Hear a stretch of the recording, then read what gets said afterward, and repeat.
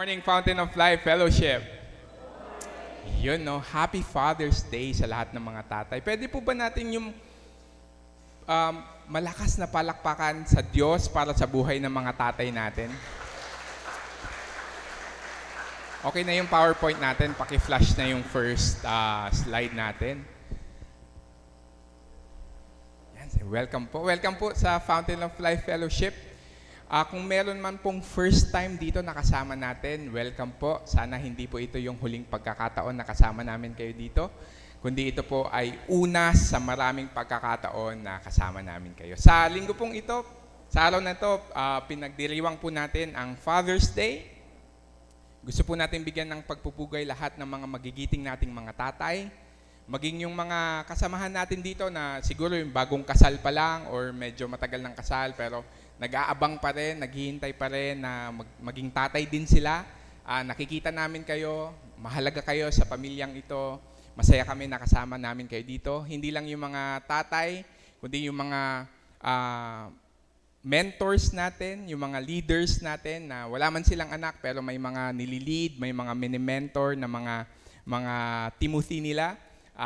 Mahalaga kayo sa samahang ito, sa lugar na ito. Kaya we appreciate you, we love you, mga tatay. Maging sa mga nanay na tumatayo bilang tatay sa kanilang pamilya. Nakikita po namin kayo, mahalaga po kayo, mahal namin kayo. At lahat po kayo ay isineselebrate namin naming lahat sa araw na to. Bigyan din po natin ng pagpupugay ang ama ng simbahang ito, ang pastor na pinagkatiwalaan ng Panginoon para mangalaga sa bawat isa sa atin, sa ating paglalakad, sa ating buhay Kristiyano. Walang ibang poging-poging pastor ng Fountain of Life Fellowship. Palakpakan natin si Tatay Jaime, Pastor Jaime Victore.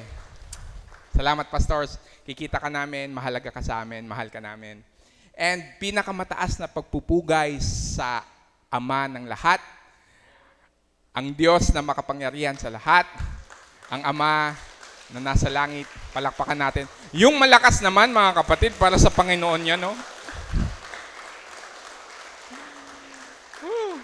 Thank you, Lord. Bago po tayo magpatuloy sa pagtatalakay ng salita ng Diyos sa umagang ito, gusto ko lang pong i-recap kung ano na po yung mga napag-usapan natin for the past 3 Sundays ng buong June. Sino po dito yung makapagsasabi sa akin kung ano po yung series natin? At kung ano na yung mga topics na pinag-usapan natin nung Sunday 1, Sunday 2, and Sunday 3.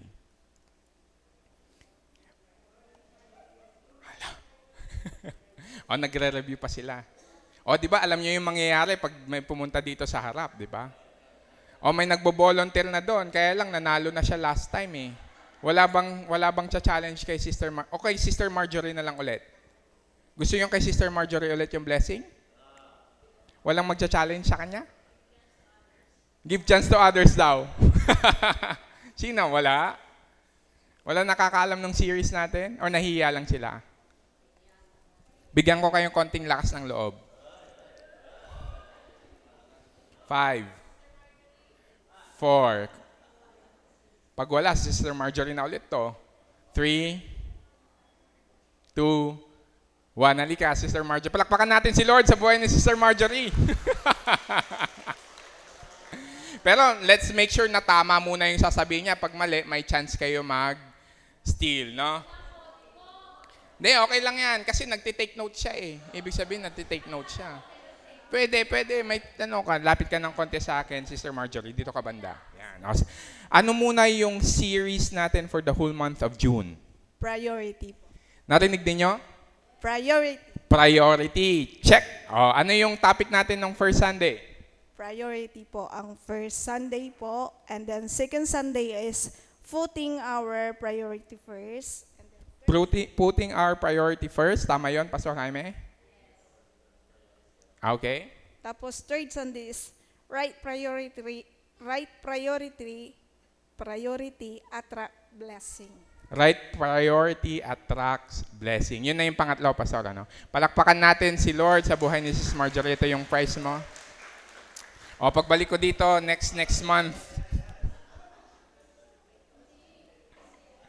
Alam niyo na guys, lagi na lang si Sis Marjorie, siya lang yung kumikita dito. Mag-take note kayo sa susunod para pag may nagtanong, di ba? Hindi, pero higit sa lahat, iba yung material blessing, iba yung dulot ng blessing kapag tayo nakikinig, nagte-take notes. So may mga nakita na ako, may naglabas na ng notebook nila kasi babawi sila next month. Pastor? Amen. Speaking of Father's Day, alam ko marami tayong mga iba't ibang karanasan tungkol sa mga naging tatay natin. Nandito man sila o sumakabilang buhay na. Alam ko maraming mga alaala na hindi natin makakalimutan. Pero sa umagang ito, gusto ko pong ituon muna natin yung atensyon natin sa tatay nating lahat. So wala tayong ibang pag-uusapan kundi ang Panginoon, ang Ama natin, ang pagmamahal ng Panginoon sa bawat isa sa atin. At ang layunin po ng maikling pagbabahagi, maikli lang kasi tatlong points lang ulit yung ibibigay ko sa inyo. Tapos, wag po muna kayong uuwi kasi dito po tayo manananghalian. Di ba, Pastor? As a celebration for our Father's Day, dito na po tayo magla-lunch para makapag-fellowship pa po tayo at ma-enjoy natin yung time natin together, okay? So, bibilisan ko lang po ito, mabilis lang po, okay? So, ang layunin po ng pag-uusap natin sa umagang ito ay higit pang mapalalim ang ating pangunawa sa mga bagay na ninanais gawin ng Diyos sa ating buhay, nang sa gayon ay magkaroon tayo ng wasto at makabuluhang ugnayan sa Kanya bilang ating Ama. Ulitin ko po, ang layunin po ng maikling pag-uusap natin sa umagang ito, na sa dulo ng mensaheng ito, lahat po tayo ay higit pang mapapalalim ang ating pangunawa sa mga bagay na ninanais gawin ng Diyos sa ating buhay, nang sa gayon ay magkaroon tayo ng wasto at makabuluhang ugnayan sa Kanya bilang ating Ama. Buksan po natin ang ating mga Biblia sa Efeso 1:3, sa English, Ephesians chapter 1 verse 3. Sabi dito, "Blessed be the God and Father of our Lord Jesus Christ, who has blessed us in Christ with every spiritual blessing in the heavenly places." Ulitin ko po, "Blessed be the God and Father of our Lord Jesus Christ, who has blessed us in Christ with every spiritual blessing in the heavenly places." Sa Tagalog, sabi niya po dyan, purihin ang Diyos at Ama ng ating Panginoong Hesukristo. Pinagkalooban niya tayo ng lahat ng pagpapalang espiritual na nagmumula sa langit dahil sa ating pakikipag-isa kay Kristo. Tayo po ay manalangin. Lord, salamat sa umagang ito. Salamat sa ulan ng pagpapala. Salamat dahil malaya kaming makapagpurit, makapagsamba sa iyo. Salamat dahil nandito ka, ikaw ang pinaka-importanting presensya sa lugar na to. Hinihiling namin sa banal na Espiritu na siyang mangusap sa bawat isa sa amin. Ang tinig mo lamang, Lord, ang aming mapakinggan. Tanggalin mo yung mga distractions, yung mga nagpapabagbagabag sa amin, yung kumukuha ng atensyon namin, at hayaan mong maituon namin ang buong atensyon namin sa pakikinig sa inyo. Nang sa ganun, Lord, mabago ang aming mga buhay, magkaroon kami ng mga bunga, at magsilago kami sa aming pananampalataya sa inyo. Ang nais mo lamang sabihin, Lord, sa bawat isa sa amin, ang siyang aking mabanggit, hindi ang ganang akin. Ito ang aking panalangin, ang sama-sama naming panalangin sa pangalan ng aming Panginoong Jesus. Amen and amen. Next slide tayo. Sabi dyan, ng title natin, ang pamagat po ng pag-uusapan natin sa umagang ito, What God Loves to Do. What God loves to do. Ano yung gustong-gustong ginagawa ng Diyos bilang ating Ama sa atin na kanyang mga anak. So may mga tatlong bagay po akong gustong i-share po sa inyo, pero ang tanong ko po dyan, what does your earthly father love to do? Ano po yung mga gustong-gustong ginagawa ng ating mga tatay? Since Father's Day po ngayon, kung hindi man na po natin kasama yung mga tatay natin, isipin po ninyo, ano yung naaalala nyong gustong-gustong ginagawa ng mga magulang ninyo? Especially ng tatay natin. Yung iba gustong-gusto nila nagbabasa ng dyaryo at nagkakape sa umaga. Meron ba dito noon may tatay sila ganon? Or mahilig magkape sa umaga? Feeling ko lahat ng tatay ganon, ano? Or kung hindi man naabutan yung dyaryo, sa gabi gustong-gustong nanonood ng balita. Di ba yung mga tatay natin, ano? Yung meron daw gustong-gusto, nagbabasketball yung tatay. Manood ng basketball, yun ang hilig ng kanyang tatay, no? Yung iba naman gustong-gusto magsugal. Pastor, ano? Tsaka inom, ano? Laging hinihimas-himas yung panabong niya, no? Yun lang yung pinagkabala niya. Natatawa kayo kasi alam ko yung iba naalala niyo yung mga tatay ninyo. Di ba? Si Papa, ang pinaka naaalala ko sa kanya, gusto kong i-honor din si Papa ko. Nung mga maliliit pa lang kaming kanyang limang anak niya, no? Kaming 5 anak niya. Tuwing madaling araw, kasi siya yung unang nagigising sa amin sa bahay. Maliit lang yung bahay namin, tapos high school teacher siya. Tapos tuwing madaling araw, nagpe-pray si Papa Jojo. Tapos hindi lang ito yung basta prayer. Ang ginagawa niya, iniisa-isa niya kaming banggitin sa prayer niya. Mula sa kanyang asawa si Josephine at yung 5 mga anak niya, si Arjibon. Pinagpe-pray ko si Maria Vanessa, si Jonathan, Archibald, Jobroy, lahat kami binabanggit niya. At araw-araw niyang ginagawa yun. Mula nung maliliit kami, hanggang nung nag-high school kami, hanggang nung nag-college kami, minsan feeling ko hanggang ngayon ginagawa pa rin yun ni Papa ko, Pastor. Kasi minsan lumalabas ako ng bahay, nararamdaman ko yung protection ni Lord sa akin. Kasi alam ko meron akong tatay na nagpe-pray sa kanya. Kamusta po yung mga tatay ninyo? Blessed na blessed po ako nakikita yung mga tatay dito kasi kung ang Diyos pinamumunuan niya ang tatay, automatic yun pinamumunuan niya yung buong bahay. Ang hina nun. Ang Diyos, pag pinapamunuan niya ang tatay, pinapamunuan niya ang buong bahay. Kaya kung challenge po ito sa atin lahat, no? Kung alam ko yung ibang mga tatay natin, busy po kayo, dalhin niyo po yung sarili niyo dito. Kasi kailangan po namin kayong mga tatay. Ganun din mga anak, no? Huwag kayong mawalan ng pag-asa kung hindi niyo paman nakikita yung mga tatay niyo dito. Let's continue to pray for them. Kasi dadalhin sila ng Lord dito. At huwag kayong pumayag, mga kapatid, na hindi niyo kasama yung tatay niyo dito. Kasi once pinamumunuan ng Diyos, ang isang ama, ang isang tatay, pamumunuan ng Diyos ang buong bahay. Amen? Let's pray na. Okay na yon? Tuloy po natin. Ano naman next question natin? What does your Heavenly Father love to do? Ano sa tingin ninyo yung gustong ginagawa ng Diyos sa atin? Meron po akong gustong pag-usapan. 3 bagay lang po ito. Share ko po sa inyo. Take note nyo po. Mabilis lang ito. Maaga po tayo makakauwi after natin mag-lunch. Okay? Una po dyan, balikan natin yung verse. Ephesians chapter 1, verse 3. Blessed be the God and Father of our Lord Jesus Christ, who has blessed us in Christ with every spiritual blessing in the heavenly places. First point po natin, God loves to bless us. Isa lang yung masaya, sabi. God loves to bless us.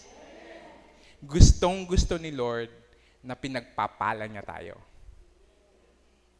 Kinakanta natin kanina, sabi nung kanta doon sa Walang Imposible, sabi niya, kayang-kaya ni Jesus na ako ay pagpalain.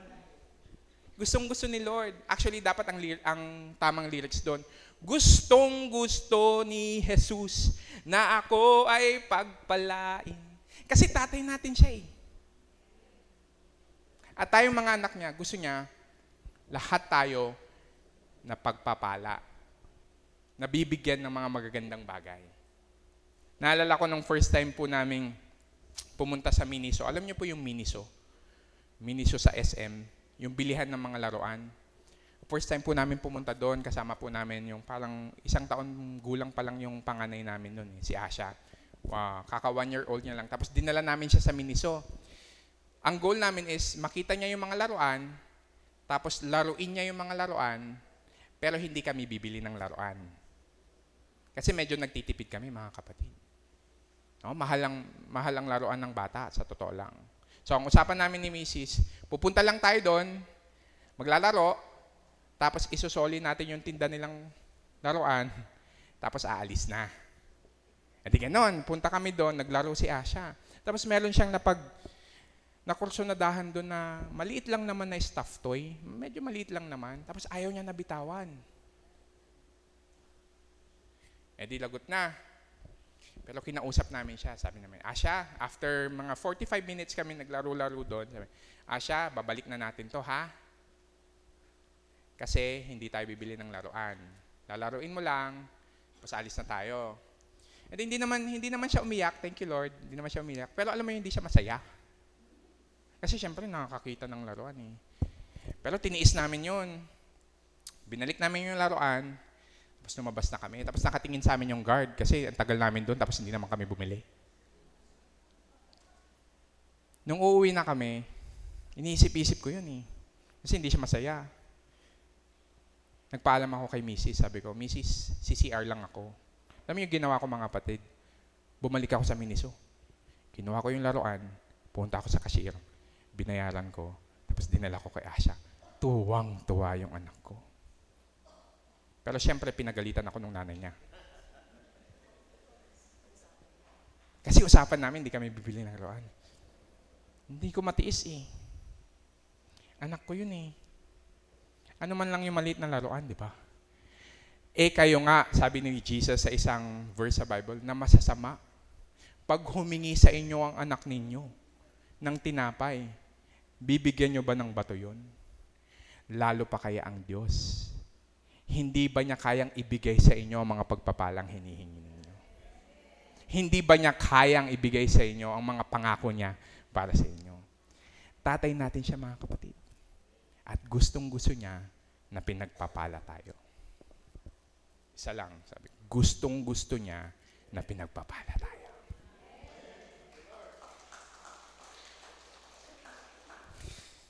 Pero dito tayo medyo malilito, mga kapatid.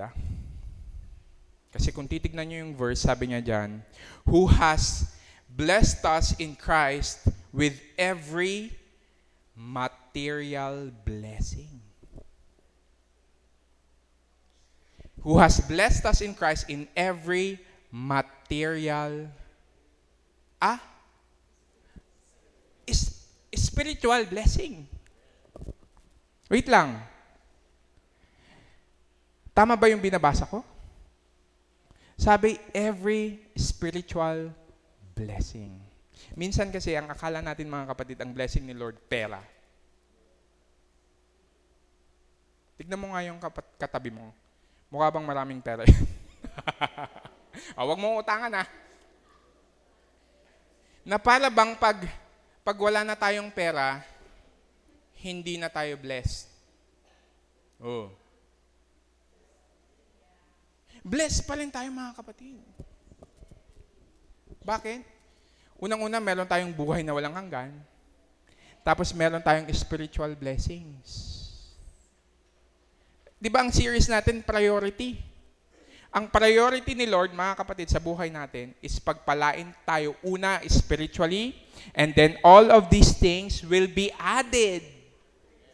Additional na lang yon, mga kapatid. Pero ang priority ni Lord sa atin is blessed us with every spiritual blessing. Nag-celebrate kami kahapon ni Mrs. ng 4 years ng aming pagsasama. 4 na taon na kaming kasal, mga kapatid. Thank you. Siya lang yung excited. Thank you. 4 na taon. Medyo bago-bago pa, no? Pero 4 na taon na rin kaming nangungupahan, mga kapatid. Wala kaming sariling bahay at lupa. Wala pa, magkakaroon pa lang. Amen. Thank you, Lord, kasi He has blessed us. Magkakaroon. Kaya kayo, mga kapatid, kung may extra kayong lupa dyan, no, na hindi nyo ginagamit, pahiram nyo sa amin, gagamitin namin, mga kapatid. O ibigay nyo na lang kung ayaw nyo talagang gamitin. Pero alam niyo mga kapatid, pag nakakita ako ng mga tao na may sariling bahay at lupa, hindi ako naiinggit sa kanila. Alam niyo kung kanino ako naiinggit? Doon sa taong mahaba yung pasensya. Doon sa, kasi ako pastor, medyo maikli yung pasensya ko eh. Kaya lagi akong humihiling kay Lord, pababain mo naman yung pasensya ko. Di ba? Nakakita na kayong tao doon, yung mahinahon lang. Pag nakakita ko ng tao na mahinahon lang, doon ako naiinggit. Kasi meron siyang pagpapasensya, kahinahunan, kapayapaan, spiritual blessings. Siya meron, tayo magkakaroon din, kapatid. Pero ang priority na sa atin ni Lord, spiritual blessings. Meron tayong pag-ibig, love, joy, peace, patience, kindness, goodness, gentleness, self-control, faithfulness. Yan yung mga blessings na gustong ibigay sa atin ni Lord. Yung iba sa inyo, ayaw nyo na. Parang kanina attentive sila, pastor. Tapos nung spiritual blessing, natulog na yung iba, pastor. Hindi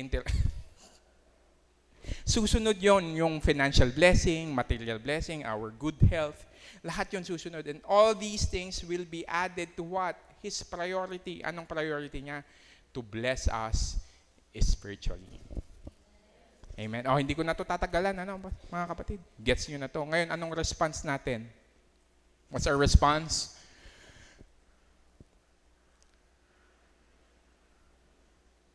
God loves to bless us. Our response, we bless God. Kamusta mga kapatid? Napagpapala po ba natin ang Panginoon? Kasi matik na yun. Gustong-gusto niya pinagpapala tayo. And whether may pera ka o wala, may sakit ka o malusog ka, you are still blessed, mga kapatid. Ang tanong, are you blessing God? At again, hindi po natin dito pinag-uusapan yung mga material na blessing, Kasi secondary po yun. Are we blessing God with our lives? The way we live our lives. Pag nakikita ng mga tao yung buhay natin, napapa-praise the Lord ba sila? O baka ibang expression yung sinasabi nila? We bless God. Sabi sa Ephesians 1:3, next sabi niya, blessed be the God.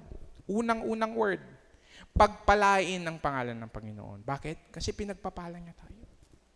That's our supposed response, mga kapatid. Psalms 103 verse 1, bless the Lord, O my soul, and all that is within me, bless His holy name. So yes, gustong-gusto ni Lord na pinagpapala tayo. Pero, kamusta tayo mga kapatid? Pinagpapala din ba natin siya? Second point, God loves to discipline us. Gustong-gusto ni Lord na dinidisiplina niya tayo. Hebrews chapter 12, verse 5 to 6. Chill lang kayo mga kapatid, medyo mabigat to, pero alalay lang tayo. My son, do not make light of the Lord's discipline, and do not lose heart when He rebukes you, because the Lord disciplines the one He loves, and chastens everyone He accepts as His son. Sa Tagalog, anak ko, huwag mong baliwalain ang pagtutuwid ng Panginoon. At huwag kang panghinaan ng loob kapag ikaw ay dinidisiplina niya, sapagkat dinidisiplina ng Panginoon ang mga minamahal niya at pinapalo ang itinuturing niyang anak. Hindi lang blessing, mga kapatid. Meron ding discipline. Kasi hindi lang tayo puro pagpapala, meron ding pagpapalo. Pero sabi, huwag daw panghinaan ang inyong loob, mga kapatid. Minsan may mga tinatanggal si Lord sa buhay natin at masama yung loob natin. Pero alam nyo ba na yung pag may tinanggal si Lord sa atin, ibig sabihin nun, nakakasama yun sa atin. Dalawa lang yung nag-agree sa akin. Sabi ko, pag may tinanggal si Lord sa buhay natin, ibig sabihin, nakakasama yun sa atin, mga kapatid. Kasi may mga bagay na ayaw ni Lord na nasa buhay natin. Kasi anak niya tayo eh. Siguro ito yung minsan may mga pag-uugali tayo na patuloy na tinutuwid ng Diyos kasi hindi natin bagay yung ganong ugali.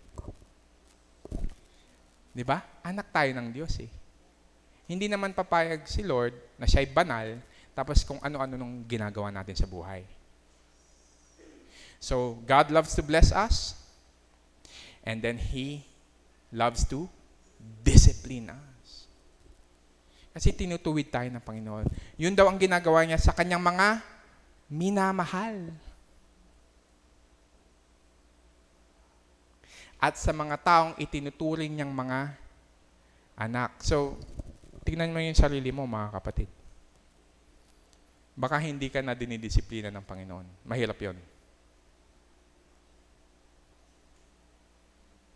Ibig sabihin, pag hindi ka dinidisiplina, pero pag panay ang, tapik sa'yo ng Panginoon, inalis niya to, inayos niya to, siyempre, hindi ko binabaliwala yung response natin, no? Siyempre, masakit, ano? Gusto natin magrebelde. Gusto natin magrason. Bakit ako na lang lagi ang nakikita? Ako ang nasisisi.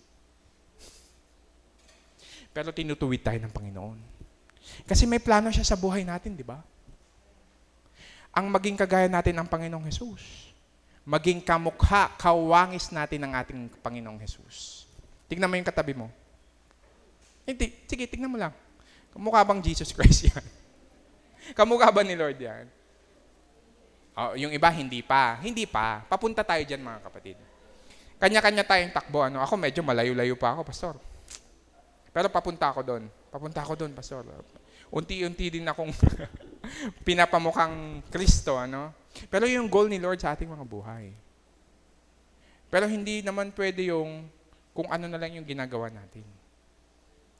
Inaayos ni Lord yung buhay ng bawat isa.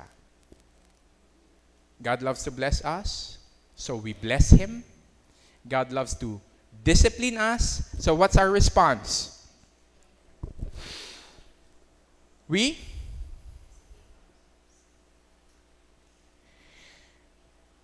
submit to God. Magpapasakop tayo ngayon. Pag may ayaw siyang ginagawa natin, yes, Lord, ititigil ko na. Pag may gusto siyang gawin natin, yes, Lord, susunod ako.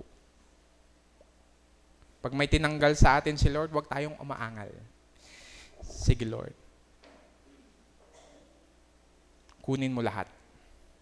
Kung ito'y makakasama sa akin, I submit to you. James 4:6-7, but He gives more grace. Therefore, it says, God opposes the proud, but gives grace to the humble. Submit yourselves, therefore, to God. Pasakop tayo, mga kapatid. Huwag na tayo makipagmatigasan. Ako, ginawa ko din yan dati. Nakikipagmatigasan ako kay Lord. Lalo akong napapahamak.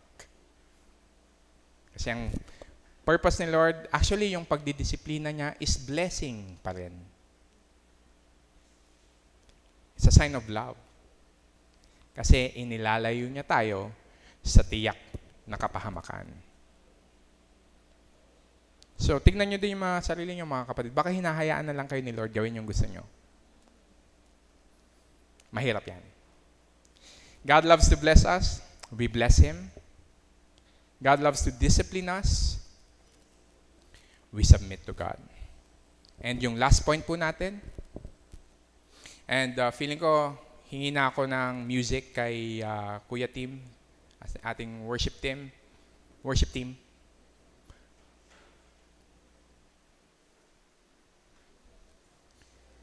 Sabi sa 2 Corinthians 1 verse 3-4. Last point na ito, mga kapatid, no? Praise be to the God and Father of our Lord Jesus Christ, the Father of compassion, and the God of all comfort, who comforts us in our troubles. Third point po natin, God loves to comfort us. Na may mga times, mga kapatid, kasi hindi lang puro blessing yung tinatanggap natin. May pagdidisiplina. Naalala nyo yung topic natin last time, may mga pagsubok. Pero ito yung maaasahan natin sa Panginoon. Siya ang ating comfort. So, 3 years old na si Asha, no? For the past 2 birthdays niya, yung 2 years old siya, at saka 3rd birthday niya, hindi po kami naghahanda, actually. Pasensya na po kayo, medyo tight yung budget natin. Ang ginagawa po namin, para ma-celebrate po namin yung birthday ni Asha, medyo makatipid ng konti, nag-staycation na lang kami. So, lumalabas kami, bumabiyahe kami, tapos nag-check-in lang kami, 1 night, ganon. Para lang masolo namin yung isa't isa, ma-celebrate namin yung katapatan ni Lord sa buhay namin. And then, uuwi na kami. So, actually, nung June 18, kasi June 18 yung birthday ni Asha, nasa Zambales po kami.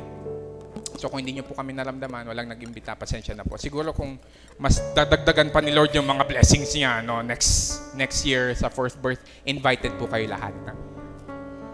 Kung nandito po kayo, ha?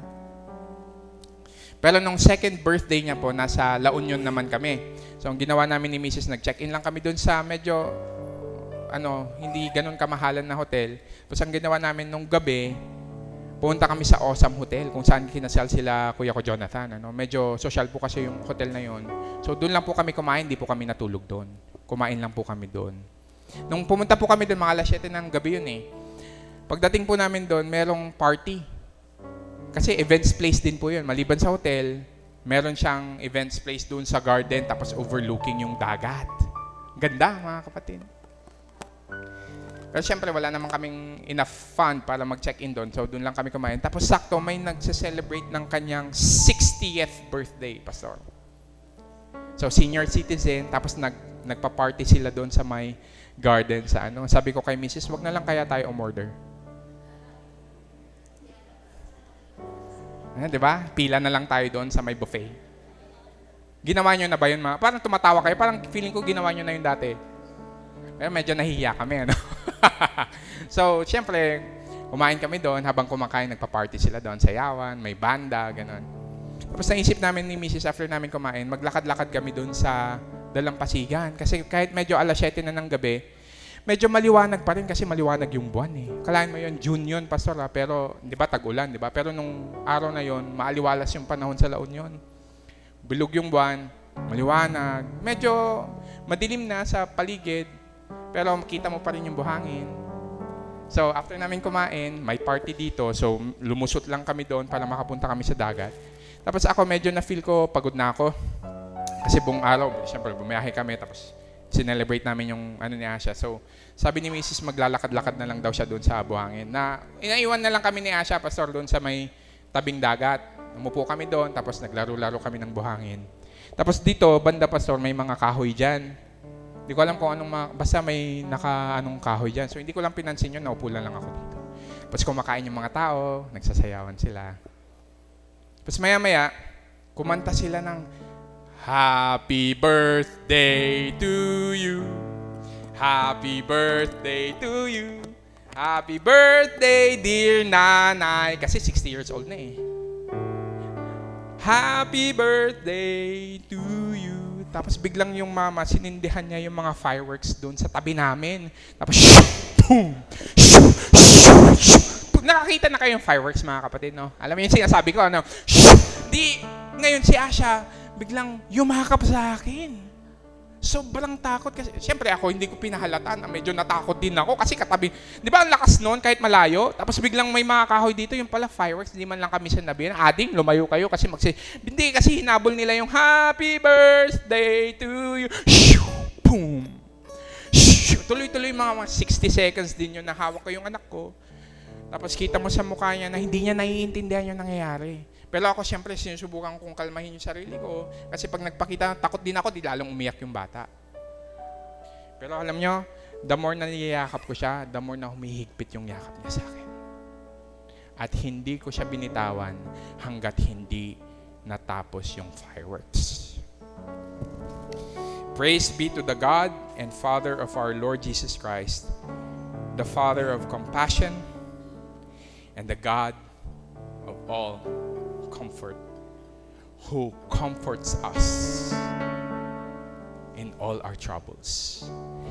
May mga pagkakataon, mga kapatid, na hindi nyo mamamalayan, bigla na lang may magsisindi ng fireworks sa tabi nyo at hindi nyo alam yung gagawin. May mga lindol, bagyo, baha, may mga sakuna, may sigalot, may pandemya. He is the God of comfort. Gusto kanyang yakapin, mga kapatid. Sa panahon na trouble tayo at hindi natin alam yung gagawin. Kasi tatay siya. So He loves to bless us. He loves to discipline us. But most importantly, He loves to comfort us. Alam ko yung iba sa atin hindi nakaka-relate kasi syempre culturally, di naman natin masyado na-experience yung yakap mula sa mga magulang natin. Medyo hindi tayo expressive. Pero sa pamilya namin, sinusubukan naming burahin yon as much as possible. Yakapin kung mamaya kung nahihiyaman kayo dito sa bahay ninyo, yakapin nyo yung mga magulang nyo, yung mga anak ninyo. Paramdam ninyo yung pagmamahal ninyo sa kanila. Pero sa mga hindi nakaranas ng yakap ng ama, ng magulang, meron tayong Ama sa langit. At nandito siya ngayon. At ang mensahe niya, gusto kitang yakapin, anak. Hindi ko man po alam kung anong pinagdadaanan nyo, mga kapatid. Siguro pag pumupunta kayo dito, pangiti-ngiti kayo, okay kayo. Pero sa loob-loob nyo, parang hindi nyo naiintindihan yung nangyayari. May mga biglang sumasabog sa paligid ninyo at hindi nyo alam kung saan kayo pupunta. He comforts us.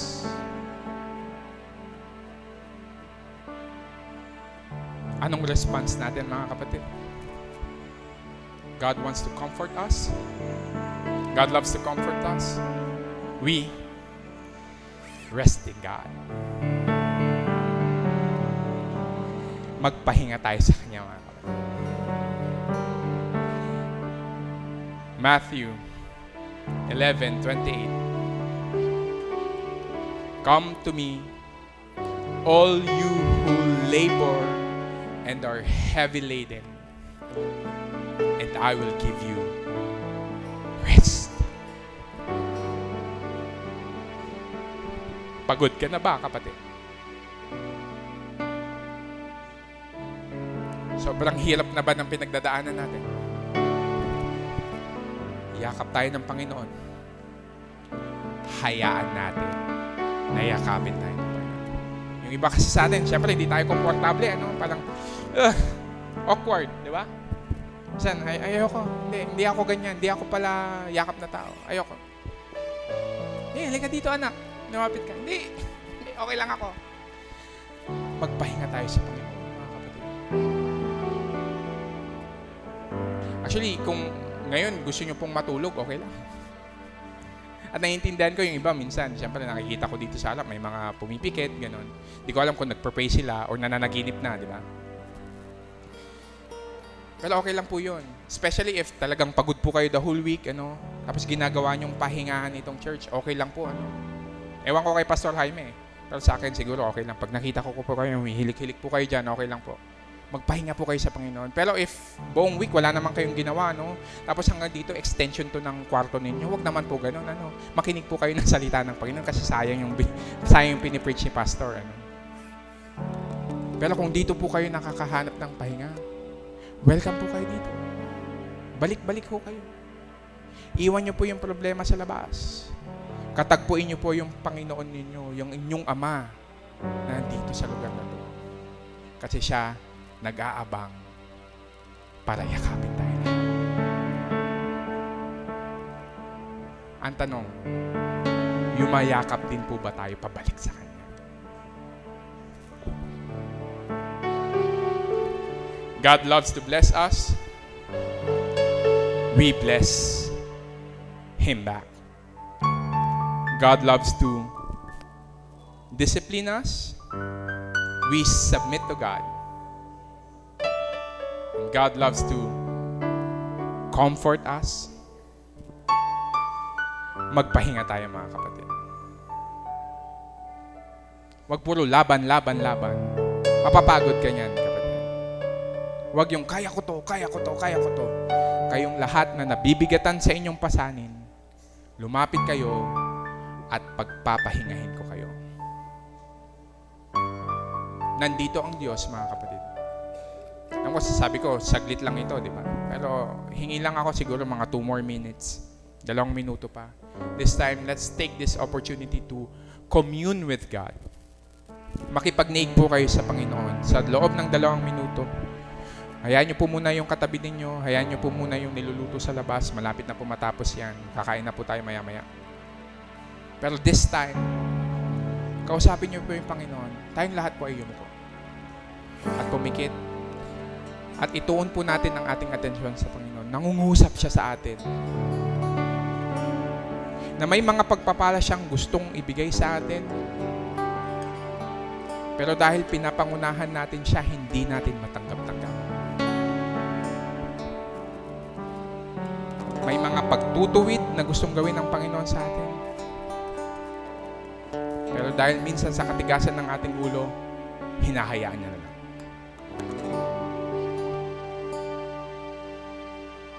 At may mga pasanin tayo na gusto niyang kunin sa atin. Pero nakikipagmatigasan tayo. Let go, mga kapatid. Ibigay mo sa Panginoon. Hayaan mo ang Panginoon na siyang yumakap sa'yo sa umaga. Hayaan mo ang kanyang comfort, ang kanyang pag-aaliw, ang kanyang pag-aalo na maramdaman mo sa umagang ito. Mapagmahal ang ating Ama. Gustong-gusto niya na pinagpapala, dinidisiplina, at inaaliw ang kanyang mga anak.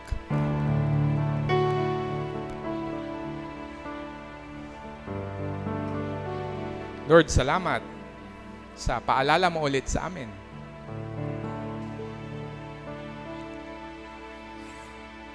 Na hindi kami nandito para makipaghilahan ng pagpapala kasi gustong-gusto lang gawin yon sa una pa lang. Hindi kami nandito para makipagmatigasan kami, Lord, sa iyong pagdidisiplina dahil gusto mong maging kawangis namin ng iyong anak na si Kristo. At hindi kami nandito para magmatigas at sabihin, kaya namin lahat, kasi sa totoo lang, hindi namin kaya. At nandito ka para aliwin kami. Nandito ka para yakapin kami. Tulungan mo kami na patuloy na magtiwala sa iyo at magpahinga sa iyo.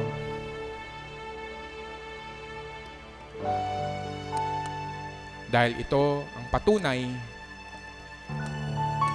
na ikaw ang bahala sa lahat. Dahil dyan, tatanggap kami ng kapayapaan, kahinahunan, at kasiguruduhan na hindi mo kami pababayaan. Salamat, Ama. Maging sa mga oras na nalalabi, nandito kami. Pagpalain mo ang aming pagsasama-sama at patuloy naming may pagdiwang. Ikaw na aming Ama na nasa langit at ang aming mga ama, aming mga tatay nandito sa lupa. Pagpalain mo ang bawat isa sa amin. Ito ang aming panalangin sa pangalan ni Jesus. Amen.